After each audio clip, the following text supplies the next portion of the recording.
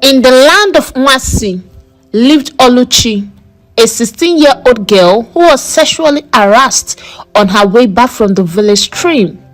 She became pregnant and was treated as an outcast because it was a taboo in Mwasi to have a child without a husband.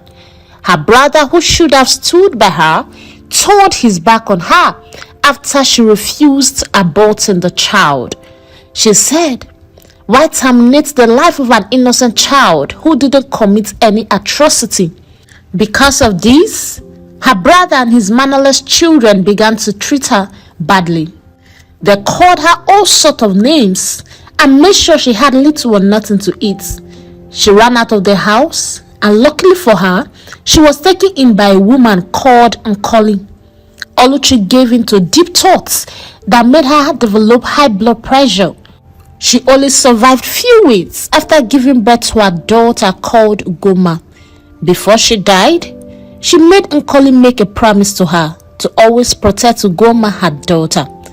Ugoma grew into a beautiful girl and was a happy hand to Nkoli since she became 4, and she was always visiting her. Nkoli's son and only child, Lucas, stayed outside the village, and the villagers thought something was wrong with him. She treated Ugoma as she would have treated her daughter if she had one. Nkoli's husband, Ezekiel, had been telling their son Lucas that he needs to pick a wife, but Lucas was not showing any interest because he was a playboy and was not in any way ready to leave the streets. His parents were fully aware and didn't want him to contract any sexually transmitted disease because he was their only child, and if anything happens to him, they were not going to survive it at all. One day, Ezekiel brought up this topic of Lucas getting married to Ugoma, and Nkoli bought it. Ugoma was not only beautiful with nice body structure, but she was also a wife material.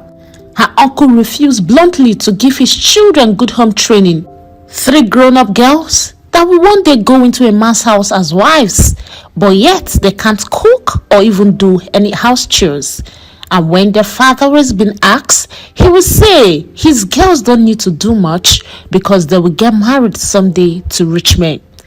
Ezekiel went to Ugoma's uncle to tell him that someone was asking for Ugoma's hand in marriage. And when Ugoma's uncle asked who, Ezekiel said, "Lucas." And he accepted without any hesitation because everybody in the village has always thought that he was abnormal. Nkoli and her husband lied to Lucas that they were not feeling fine and they needed to see him immediately. This was just a bait to bring him back home and get married to Ugoma. They were so sure that since he likes women, Ugoma will not be exempted because she was a very beautiful girl. Preparation started. Nkoli went to the market and got stuffs to prepare her son's favorite meal because they know Lucas will definitely come as long as they told him that they were sick. Ugoma went to the farm to uproot cassava, and as soon as she came back, she greeted, "Nne, good afternoon," and a smile appeared on Nkoli's face as she responded, "Good afternoon, Woma. How are you doing?" And Ugoma responded positively. They started peeling the cassava, and Ugoma said, "Hey, Nne, I heard my uncle's children mocking me, saying Papa came to ask for my hand in marriage for your son that is abnormal. Is that true?" Ugoma asked this, wearing a smile on her face. I guess she was happy to leave her uncle's house finally. Nkoli said, "Yes, it is true, but my son is not abnormal. See, I beg you in the name of God, don't let anyone, including your uncle's children, know he is not abnormal. Whenever they mock you, just tell them at least you're getting married before them all." "Okay, Mama," Ugoma said, blushing, and Nkoli pinched her cheek playfully, making her blush even harder. Somewhere in the city, Lucas called his friend. He said, "Hey dude, I won't be able to meet up with you guys today and tomorrow." And his friends asked, "Why, man?" My mom and dad called me that they are both sick and my attention is needed in the village. His friend said, okay dude, I got you covered. Wow, today is gonna be boring, I swear. And Lucas said, I know, right? And he hung up the call. He drove down and with the help of Google Map, he was able to locate his village. A big shame, I must say. When he got to the heart of Nwasi, he saw a young lady around his age. He stopped just to ask for direction to his father's house. Excuse me, young lady. Please, can you direct me to Mr. Ezekiel Okafor's compound? The lady started blushing, and Lucas thought within himself, what's wrong with this ugly thing? And the lady said to him, you are the right track. Just keep going straight. You will get to a junction, take your left, and the first compound you will see is his. When she was done, Lucas smiled, brought out a bundle of 500 naira notes and handed it over to her. He didn't wait for her to say thank you at least before zooming off. In no time, he was already at his father's compound, but to his utmost surprise, his father was sitting pretty outside the house, and after exchanging pleasantries, he got to the kitchen only to see his mother and a very beautiful girl. And you know, as someone who likes girls, he couldn't resist her beauty. And when I say Ugoma is beautiful, I mean every bit of it. He kept staring until his mom cleared her throat. Such a killer of joy, Lucas thought. And he said, Mom, I thought you both said you were sick. And uncally his mother said, I'm sorry, son, but we tricked you into coming home. Since you don't want to get a wife for yourself, your father and I decided to help you. Lucas was short of words, and he said, Mom, I don't get you at all. Uncle called his name in full. Lucas Okafor. This is Ugoma, your wife to be. And Ugoma, this is my son Lucas, your husband to be. Lucas wasn't angry because Ugoma was such a beauty goddess. He was just shocked because he never knew his parents can be such a bad axe. All this while, Ugoma never said a word. And when she finally did, she said, welcome, with her head bowed. Lucas just smiled and started making his way back into the house. His mom spoke up. Nna, get ready because the introduction is tomorrow. And Lucas thought within himself, oh God, what will happen to all those city bitches? I swear, this girl is gonna suffer in my hands. She is extremely beautiful, yes, but she is not my class. He looked at her pretty face one more time and then walked into the house, and his mom followed right behind him. She said, Nwokoma, go and have your bath while I serve your favorite food. Lucas smiled. This woman sure knows a way of bribing me. He rushed into his room, took his bath, saying, I can't wait to enjoy my egusi soup and fufu. Chai, I have missed Momsi's food. One of Ugoma's cousins, Chidera, decided to take a little walk since that bastard child had left the house without cooking anything. Speaking to herself, she said, when Papa told me she was getting married, I got really angry. But when he told me it was Mr. Okafor's abnormal son, I became so happy. But still, I am wondering how we are going to cope without her in the house. When school resumes, my younger sisters will go back to Enugu where they are schooling, leaving only me at home. I can't clean or cook. Maybe I should just simply tell my father to get a maid. I just can't wait for tomorrow being the introduction so I will mock her the more. Since her abnormal husband is coming, I just pray he disgraces her. But who was that handsome man that stopped me to ask for direction to Mr. Ezekiel's compound? With the way he speaks, I think he's so learned. And to think that he gave me lots of money. And just before I could say, what is your name, sir? And what are you doing in Mercy? He zoomed off. My heart has been beating fast because of that young guy. I think I am in love with him. Oh God, please make us to see again. I think I have finally gotten myself a husband. I can't wait to boast about it in front of that bastard Ugoma. She walked back home, grinding back to back, saying, I am getting married too. The day for the introduction came. Mr. Ezekiel had butterflies in his bellies. With his chewing stick, he said, I have always been a lover of children, but my wife had issues with giving birth, and that's why we have only one son.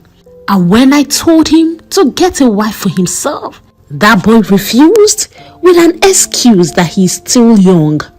But we have proven to him that we are wiser than he is. Ugoma, we did make a good wife for my son. Ugoma and her part had thoughts going wide. What if he doesn't like me? What if staying with him would be worse than staying at my uncle's house? She shook away the negative thoughts from her head and continued with what she was doing. She had a bath, wore a simple dress, dished out food, and she ate. While she was eating, she noticed that someone was watching over her, but she looked around. She saw no one.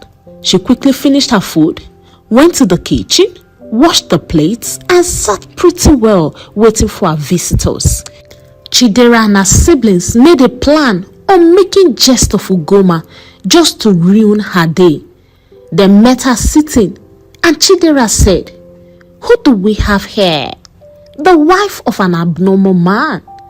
Ugoma smiled because Lucas that she saw is one of the handsome men in the village, and the most handsome if someone is being permitted to choose because of his heavy pockets. And she responded, At least I am getting married. But what about you, Chidera? Chidera laughed out loud and said, Now let me bust your bubbles. I have found a husband, and don't worry, very, very soon you will swallow that question of yours. For now, let's save our energy till our visitors arrive. The whole place soon became crowded by people. The whole villagers wanted to see Nkole's abnormal son because it's been decades since he left the village. Chidera and her sisters got dressed in their best outfits and walked into Ugoma's room, and their mouths dropped. She was wearing a very colorful dress. The dress was given to her by her soon-to-become mother-in-law. Chidera and her sisters walked out of the room angrily because they weren't expecting her to look that good. After a while of waiting, different kinds of cars drove into the compound, and the villagers were in awe. Chidera saw the type of car her Prince Charming drove that day, and she stood wanting to know who will come out. The door opened, Lucas came out, and immediately Chidera saw him. She was perplexed. Her heart skipped, and she asked, "Oh, did he come for me?" She immediately adjusted her dress. Lucas went to the other side of the door, opened it, and his parents came out. "What's going on?" Chidera asked again. "He didn't even look at me." She told her sisters, "That's the guy I've been talking about." They were all shocked as well. Mr. Ezekiel cleared his throat and said to Ugoma's uncle, "My brother, this is my son Lucas, and we are here with our kinsmen to ask for Ugoma's hand in marriage." Immediately he said this, everyone grasped in great shock. "But how? We all thought you had an abnormal son. But who spread this malicious rumor in this village?" Ugoma's uncle, after a while, replied, "This is the marriage list. No more, no less, handing over a fake list that is very expensive." Mr. Ezekiel gave the list to his son, and Lucas smiled and nodded, dropping every dime without feeling it in any way. After a while, the whole marriage payment had been made, and Chidera was still praying silently for Lucas to at least look at her. But that prayer was never answered. Instead, Lucas kept stealing glance at Ugoma, and this made Chidera jealous. Lucas now made her more jealous by saying, "Excuse me, sir. Since the whole marriage payment has been made, I will be taking my wife with me to the city tomorrow as I'm a very busy person." Ugoma's uncle nodded. With the way he behaved, even a blind man would tell that he wasn't happy. Lucas continued, "I will come pick her up in the morning." He said this smiling at Ugoma, and she returned the smile as well. Mr. Ezekiel and Lucas went home, but Nkoli was still around. According to the tradition, she had to entertain the women. Ugoma was feeling so happy. At least she was leaving her uncle's house, pata, even though she doesn't know what awaits her in Lucas's house in the city. But one thing was certain, it can't be more than what she has suffered in the hands of her uncle and his children since she was born. It was only her uncle's wife that treated her well, not until she died when she was 3 years old. And that was the exact year life became a living hell. Nkoli has been like an angel, according to what she promised late Oluchi, Ugoma's mother. And that's why she was very happy to finally become Nkoli's daughter-in-law. She looked towards her uncle's direction. Their eyes met, and she quickly looked away because the looks in his face spelt jealousy and hatred. But nobody cares anyways. Ugoma prayed to be sent to the higher institution by Lucas, as she hoped to study law, simply because her whole life has been a disaster. Firstly, her mother was a victim of rape, and then she a victim of child abuse. But wait, what was that mad girl Chidera doing? Notice me, Akwaya. I even saw when she pulled her dress up. I am going to show her pepper today. I am ready for judgment this last day that I have here.